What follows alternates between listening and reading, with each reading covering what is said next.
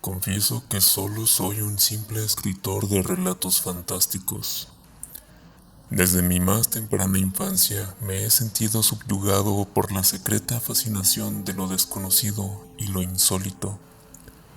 Los temores innominables, los sueños grotescos, las fantasías más extrañas que obsesionan nuestra mente, han tenido siempre un poderoso e inexplicable atractivo para mí.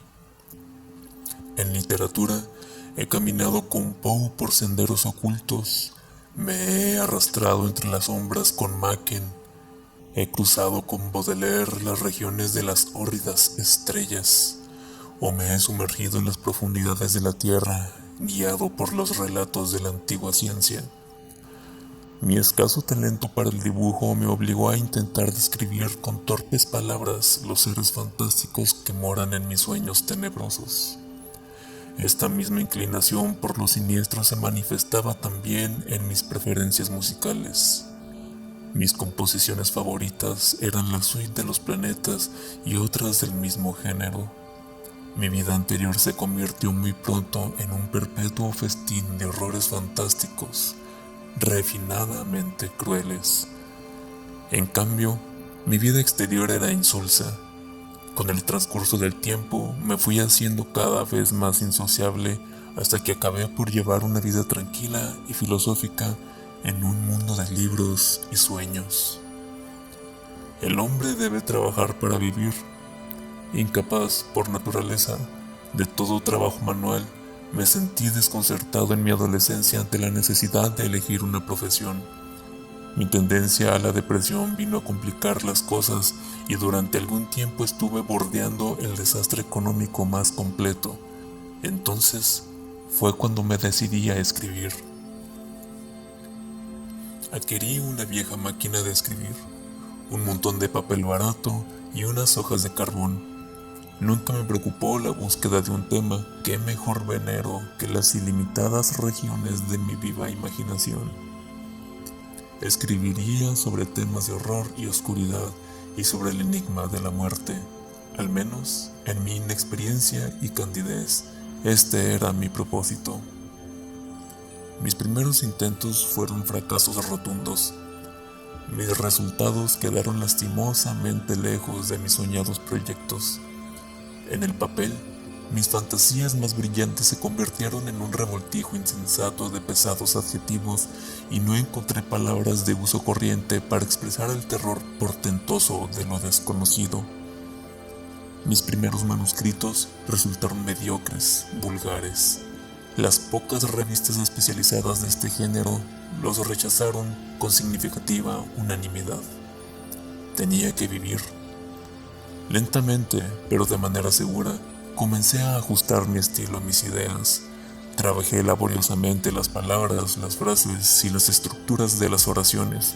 Trabajé duramente en ello. Pronto, aprendí lo que era sudar. Y por fin, uno de mis relatos fue aceptado. Después un segundo, y un tercero y un cuarto. Enseguida, comencé a dominar los trucos más elementales del oficio y comencé finalmente a vislumbrar mi porvenir con cierta claridad. Retorné con el ánimo más ligero a mi vida de ensueño y a mis queridos libros. Mis relatos me proporcionaban medios un tanto escasos para subsistir y durante cierto tiempo no pedí más a la vida. Pero eso duró poco. La ambición, siempre engañosa, fue la causa de mi ruina. Quería escribir un relato real, no uno de esos cuentos efímeros y estereotipados que producían para las revistas, sino una verdadera obra de arte. La creación de semejante obra maestra llegó a convertirse en mi ideal. Yo no era un buen escritor, pero ello no se debía enteramente a mis errores de estilo. Presentía que mi defecto fundamental radicaba en el asunto escogido. Los vampiros, hombres lobo, los profanadores de cadáveres, los monstruos mitológicos constituían un material de escaso mérito. Los temas e imágenes vulgares, el empleo rutinario de adjetivos y un punto de vista prosaicamente antropocéntrico eran los principales obstáculos para producir un cuento fantástico realmente bueno. Debía elegir un tema nuevo, una intriga verdaderamente extraordinaria. Si pudiera concebir algo realmente teratológico, algo monstruosamente increíble. Estaba ansioso por entender las canciones que cantaban los demonios al precipitarse más allá de las regiones estelares, por oír las voces de los dioses antiguos susurrando sus secretos al vacío preñado de resonancias. Deseaba vividamente conocer los terrores de la tumba, el roce de las larvas en mi lengua, la dulce caricia de una podrida mortaja sobre mi cuerpo. Anhelaba hacer mías las vivencias que yacen latentes en el fondo de los ojos vacíos de las momias y ardía en deseo de aprender la sabiduría que solo el gusano conoce. Entonces podría escribir la verdad y mis esperanzas se realizarían cabalmente. Busqué el modo de conseguirlo. Serenamente comencé a escribirme con pensadores y soñadores solitarios de todo el país. Mantuve correspondencia con un eremita de los montes occidentales, con un sabio de la región desolada del norte y con un místico de Nueva Inglaterra.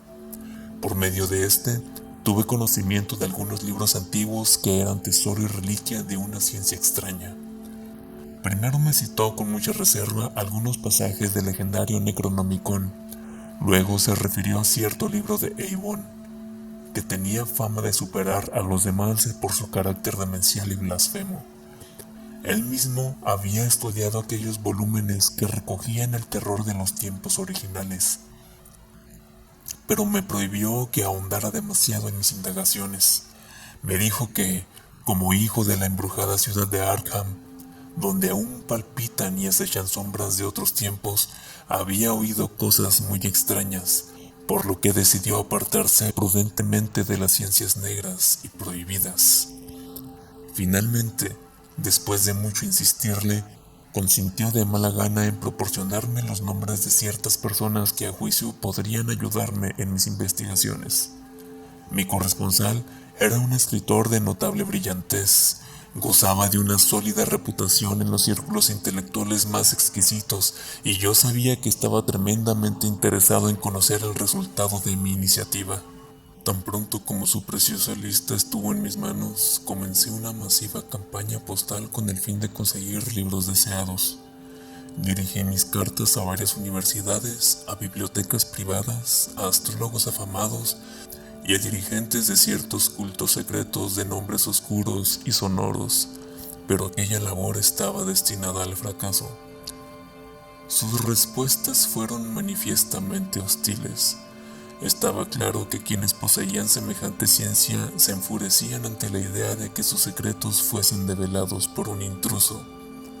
Posteriormente, recibí varias cartas anónimas llenas de amenazas e incluso una llamada telefónica verdaderamente alarmante. Pero lo que más me molestó fue el darme cuenta de que mis esfuerzos habían resultado fallidos. Negativas, evasivas, desaires, amenazas.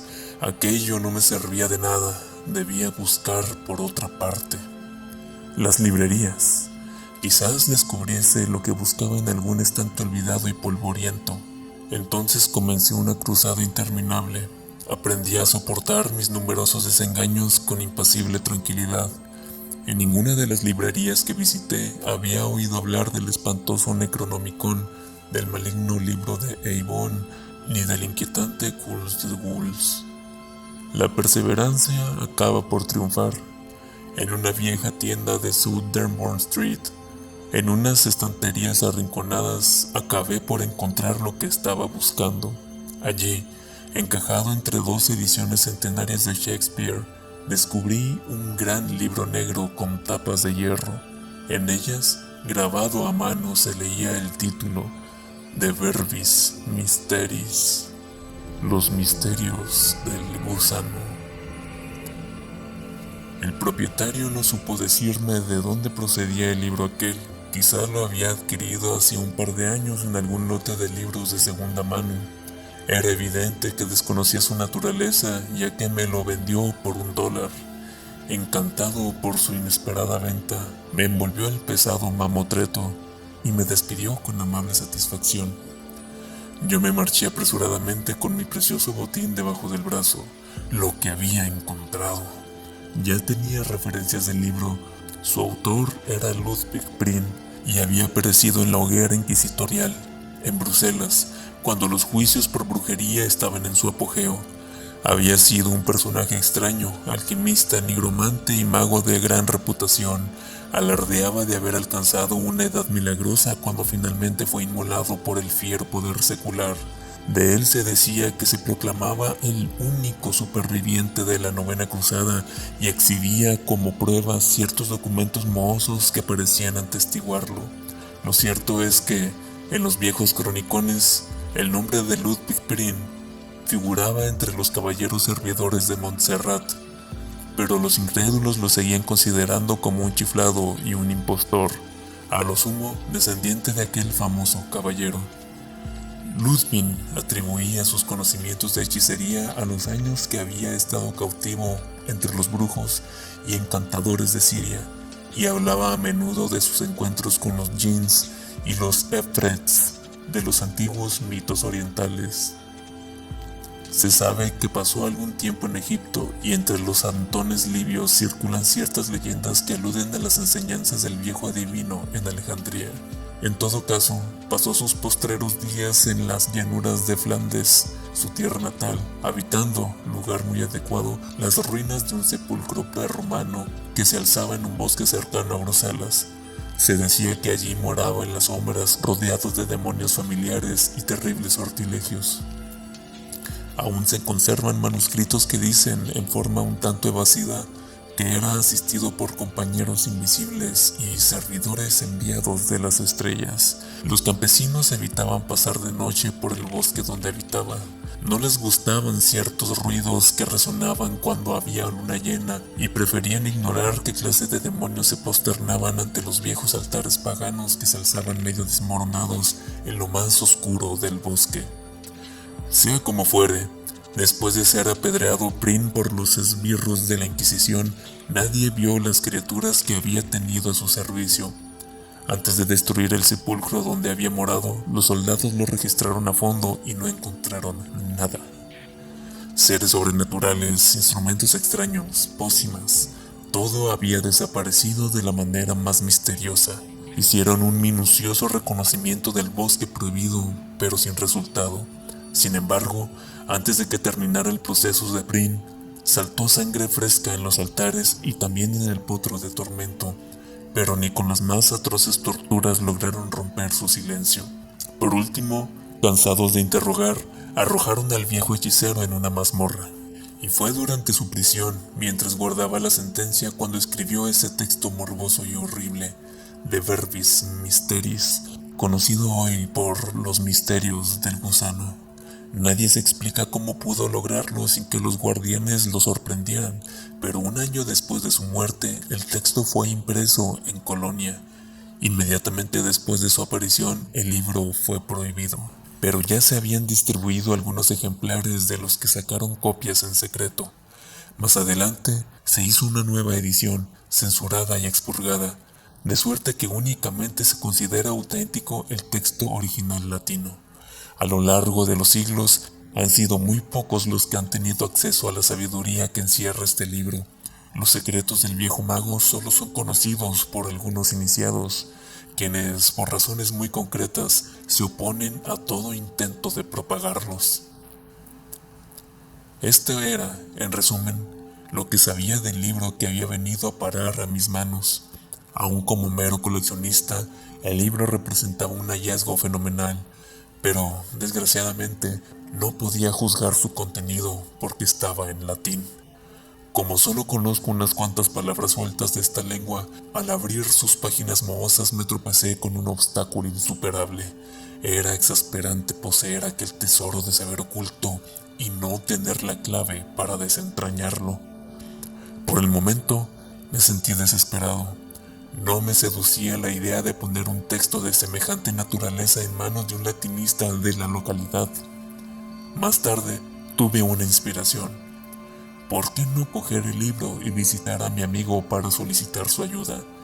Él era un erudito, leía en su idioma a los clásicos y probablemente las espantosas revelaciones de Prin le impresionaban menos que a otros.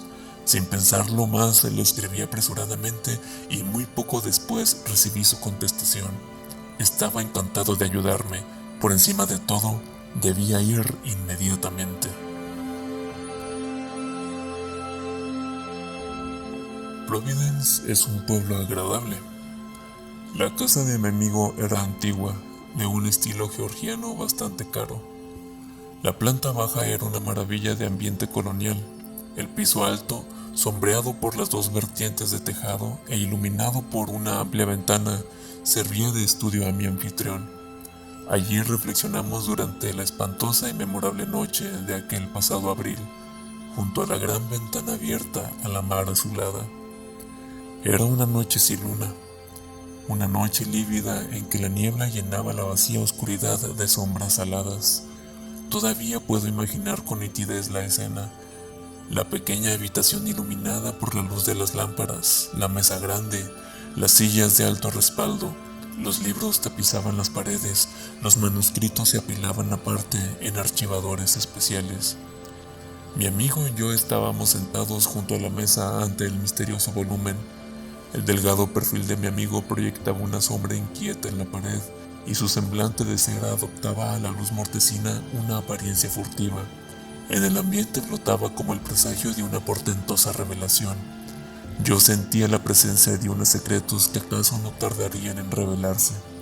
Mi compañero era sensible también a esa atmósfera expectante.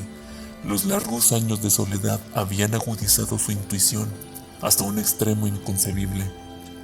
No era el frío lo que le hacía temblar en su butaca, ni era la fiebre la que hacía llamear sus ojos con un fulgor de piedras preciosas. Aún antes de abrir aquel libro maldito, sabía que encerraba una maldición. El olor a moho que desprendían sus páginas antiguas traía consigo un vaho que parecía brotar de la tumba. Sus hojas descoloridas estaban carcomidas por los bordes. Su encuadernación de cuero estaba roída por las ratas. ¿Acaso por unas ratas cuyo alimento habitual fuera singularmente horrible?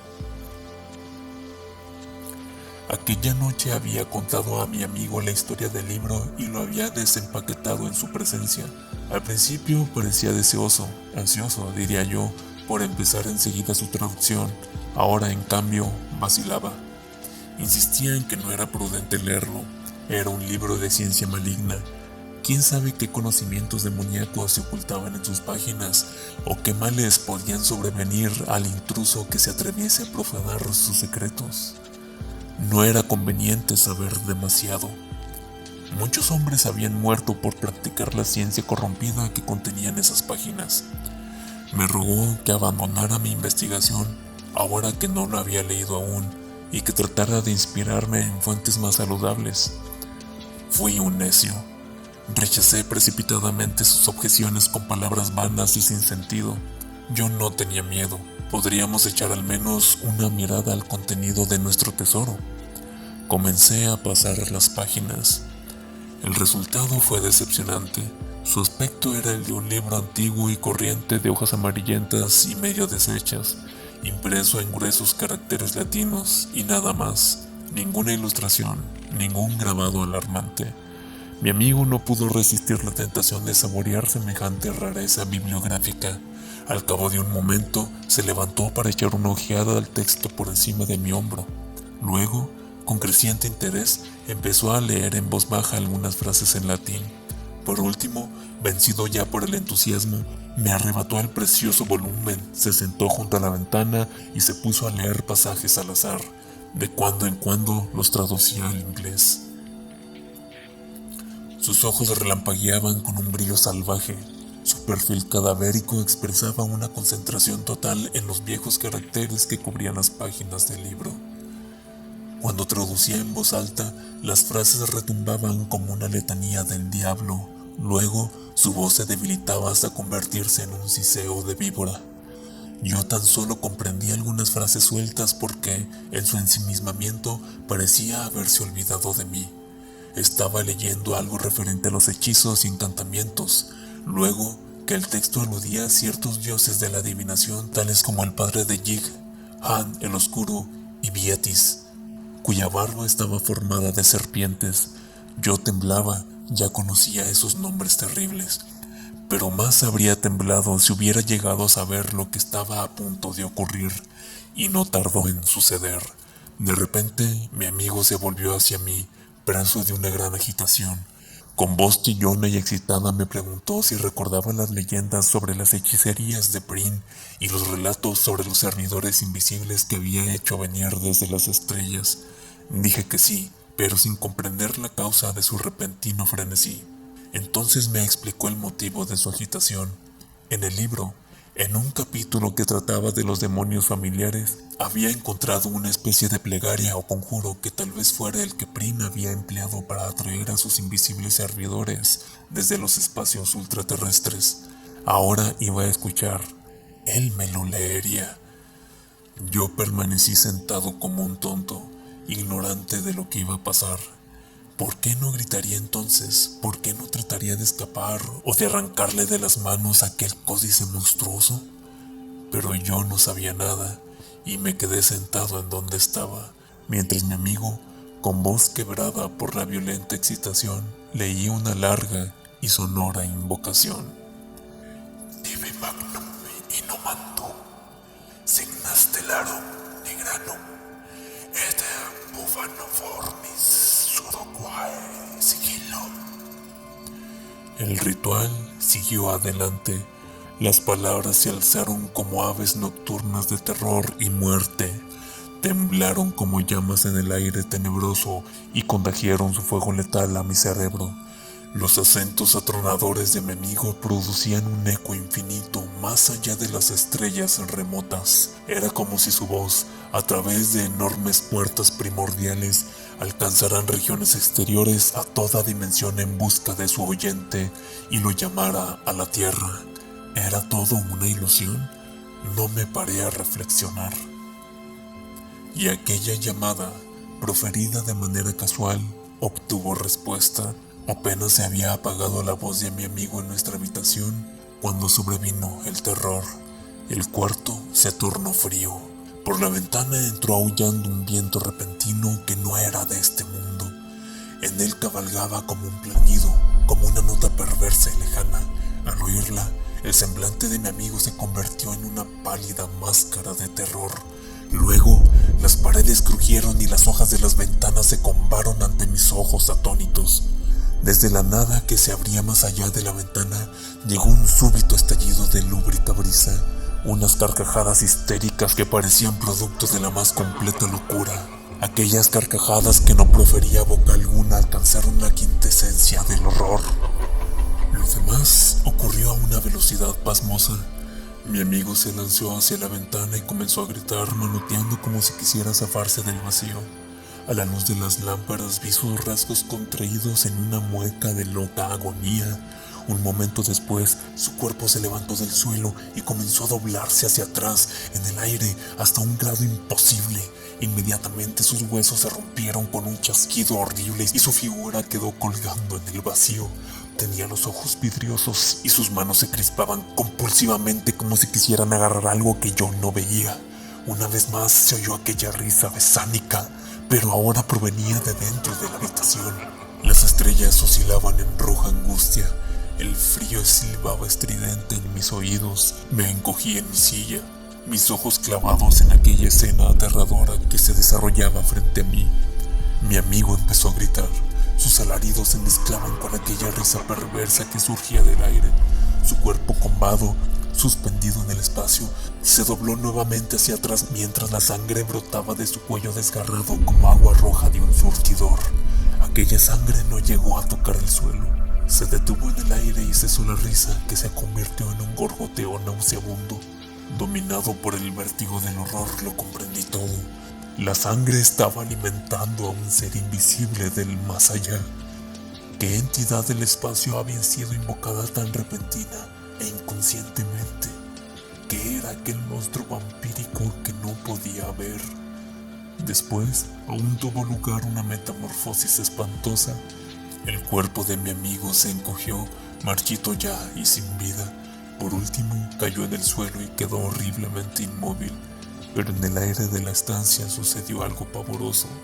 Junto a la ventana, en el rincón, se hizo visible un resplandor rojizo, sangriento. Muy despacio, pero en forma continua, la silueta de la presencia fue perfilándose cada vez más a medida que la sangre iba llenando la trama de la invisible entidad de las estrellas. Era una inmensidad de gelatina palpitante, húmeda y roja, una burbuja escarlata con miles de apéndices, unas bocas que abrían y cerraban con horrible codicia. Era una cosa hinchada y obscena, un bulto sin cabeza, sin rostro, sin ojos, una especie de buche ávido, dotado de garras que había brotado del cielo estelar. La sangre humana con la que se había nutrido revelaba ahora los contornos del comensal. No era espectáculo para presenciarlo un humano. Afortunadamente para mi equilibrio mental, aquella criatura no se demoró ante mis ojos. Con un desprecio total por el cadáver flácido que yacía en el suelo, asió el espantoso libro con un tentáculo vicioso y retorcido y se dirigió a la ventana con rapidez. Allí comprimió su tembloroso cuerpo de gelatina a través de la abertura, desapareció y oí una risa burlesca y lejana, arrastrada por las ráfagas del viento, mientras regresaba a los abismos de donde había venido. Eso fue todo. Me quedé solo en la habitación ante el cuerpo roto y sin vida de mi amigo. El libro había desaparecido. En la pared había huellas de sangre y abundantes salpicaduras en el suelo. El rostro de mi amigo era una calavera ensangrentada vuelta hacia las estrellas. Permanecí largo rato sentado en silencio antes de prender fuego a la habitación. Después me marché. Me reí porque sabía que las llamas destruirían toda huella de lo ocurrido. Yo había llegado aquella misma tarde. Nadie me conocía ni me había visto llegar. Tampoco me vio nadie partir, ya que huí antes de que las llamas empezaran a propagarse. Anduve horas y horas sin rumbo por las torcidas calles, sacudido por una risa idiota. Cada vez que divisaba las estrellas inflamadas, cruelmente jubilosas, que me miraban furtivamente a través de los desgarrones de la niebla fantasmal. Al cabo de varias horas, me sentí lo bastante calmado para tomar el tren. Durante el largo viaje de regreso estuve tranquilo y lo he estado igualmente ahora mientras escribía esta relación de los hechos. Tampoco me alteré cuando leí en la prensa la noticia de que mi amigo había fallecido en un incendio que destruyó su vivienda. Solamente a veces, por la noche, cuando brillan las estrellas, los sueños vuelven a conducirme hacia un gigantesco laberinto de horror y locura. Entonces tomo drogas, en un vano intento por disipar los recuerdos que me asaltan mientras duermo. Pero esto tampoco me preocupa demasiado, porque sé que no permaneceré mucho tiempo aquí. Tengo la certeza de que veré, una vez más, aquella temblorosa entidad de las estrellas. Estoy convencido de que pronto volverá para llevarme a esa negrura que es hoy morada de mi amigo. A veces deseo vividamente que llegue ese día, porque entonces aprenderé yo también, de una vez para siempre, los misterios del gusano.